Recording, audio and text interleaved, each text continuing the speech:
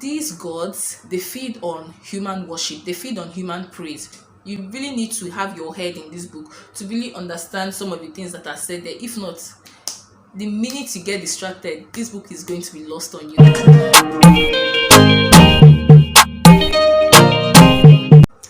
Hi guys, and welcome back to my YouTube channel. My name is Uche, and if this is your first time on this channel and you're not subscribed yet, please click on the subscribe button down below so you get notified whenever I post a new video. And please know that subscription to this channel is entirely free, so YouTube does not charge you for clicking on the subscribe button. So guys, what are you waiting for? Click. And if you and if you're a returning viewer, thank you so much for coming back to this channel. I hope you're having fun with the videos that I'm putting out, and I also hope you're reading as well. So guys, in this video I'm going to be reviewing the book The Half God of Rainfall by Inua Ellams. So this book was published in 2019, and the style in which this book is written is quite different. So I feel it's kind of a hybrid of drama and poetry. So this book is written in acts and scenes, and the way it's written, the way the words are put out, is kind of like it's a poem. But the thing is, you get the main idea the book is trying to project to the reader. So guys, in this book, Nigerian mythology meets Greek mythology. So there's a perfect blend of the gods we have in the Greek mythology, like Zeus, Achilles, and Hercules, and there's several mention of the gods that we have in the Yoruba culture. So there's Shango, there's Oshun. I think those are the two prominent gods that are mentioned in this book. So this book tells the story of 3 generations. So first, there is Modupe's mother, and there is Modupe herself, and then there's her son, OluDemi Modupe. So Modupe's mother is, I'll say she's a worshipper of the goddess Oshun. So if you do not know anything about Yoruba gods, the most popular Yoruba gods that we have Shango and his wives. There is Oba, Oya, and Oshun. Here, Oshun is the main wife. Oshun is the only wife of Shango that is mentioned in this book. So Modupe's mother, when she gave birth to Modupe, she made the ultimate sacrifice, and that was slitting her womb and letting her blood fall on her child Modupe, and this was in honor of Oshun. So she made this sacrifice to Oshun, and her reason for doing this was to shield Modupe from the lustful eyes of men. But you see that in the long run, this sacrifice didn't really work out, because men still lusted after Modupe, and a powerful god at that lusted after Modupe. So while Modupe grew up to be this beautiful woman, and she was kind of like the priestess of Oshun, so she was Oshun's representative here on earth, there was this wager between Shango and Zeus. So Shango and Zeus, they agreed to this race. So they were to race from, I think, from Greece to Nigeria, something like that, and anybody that wins will do the bidding of the other. So Zeus said if he won, Shango was going to give Modupe to him, and if Shango wins, Zeus was going to do Shango's bidding. So that was how it was, and they agreed to this race, but Zeus tricked Shango. So in the end, Zeus won, and he went ahead and raped Modupe. So Modupe got pregnant immediately and gave birth to a son, OluDemi. So OluDemi is the half god of rainfall. Zeus violated Modupe, and Oshun was not pleased with this, because I would say it was a very foolhardy thing for Shango to have agreed to that race with Zeus, and it just ended up putting Modupe in harm's way. And the way the gestation period is described in the book is not the normal 9 months. Immediately she took in, she gave birth immediately. As OluDemi grew, I would refer to OluDemi as the child who must not cry, because if OluDemi cries, it could lead to flood. So he's that child that must not cry. So he grew up to love basketball. He dominated the basketball court in Nigeria. But it just happened that as people began to hail him as the Rain Man, people began to hail him and give praises to him because he just worked wonders on the basketball court. Zeus began to grow weak.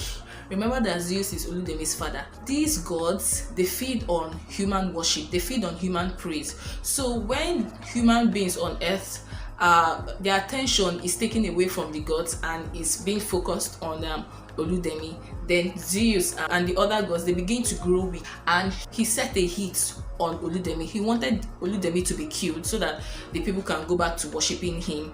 And Oshu got wind of this information, and she advised Modupe to flee Nigeria with her son. So they went to America, and it just felt like if basketball in Nigeria is 50, in America is 500. So OluDemi started playing basketball there, and people gave him the name the Rain Man. So he was making it rain on the basketball court.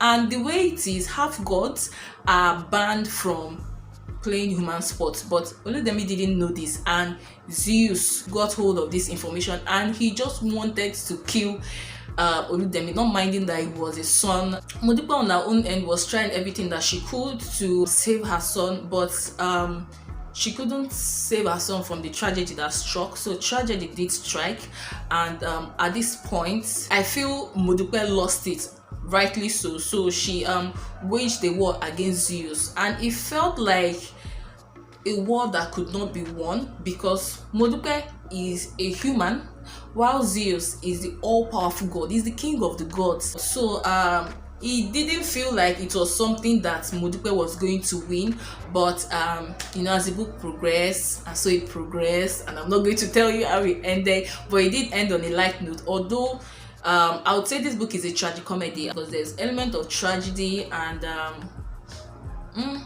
there's a light ending, yeah, but the tragedy in the book just overshadows the light ending which this book ends on, because there's just this gloom that the book ends with. So that's just it about this book.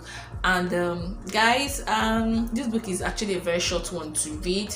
You read it within hours, within few hours. So it's that short, very short book to read. And I know it has been adapted into a stage play. I saw something like that on YouTube, but I've not watched it yet.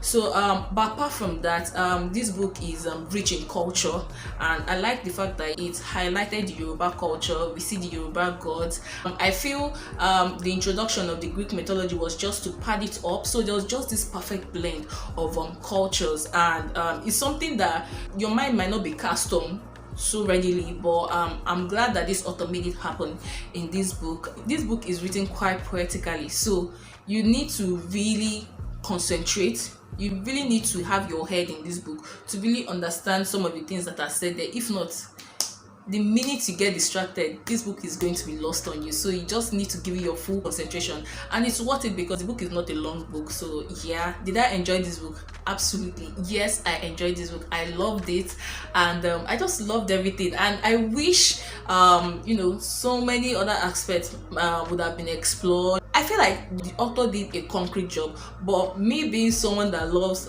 anything that has to do with mythology, especially gods, legends, myths, I was hoping to get more stories. That's just great. Sorry. And if there is one thing that this book highlights, it's the woman power, and this is seen from Modupe's mother, Modupe, and even the goddess Oshun. So it might seem as if women are weak and they are helpless against the treachery of some men, or Zeus in particular, because Zeus is the villain in this book.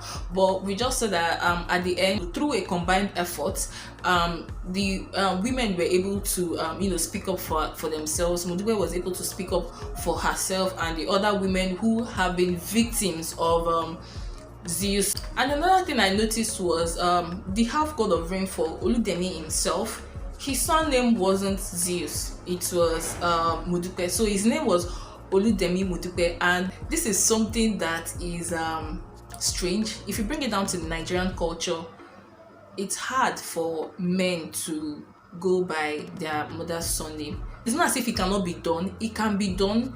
For instance, in a situation whereby the father of a child has rejected the child, then the child can bear the mother's maiden name. That was projected into this book, and it did make sense because seeing the situation in which OluDemi was conceived, I feel that was just the right thing to do. So that's basically it about this book. I really had a swell time reading this book, and I recommend that you read it also. Yes, this book is coming highly recommended for me.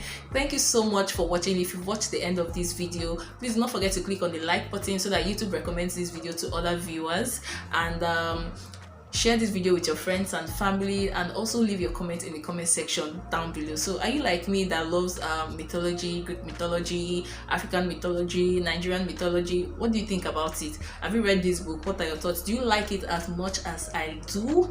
Please let me know in the comment section down below. I would love to really read from you.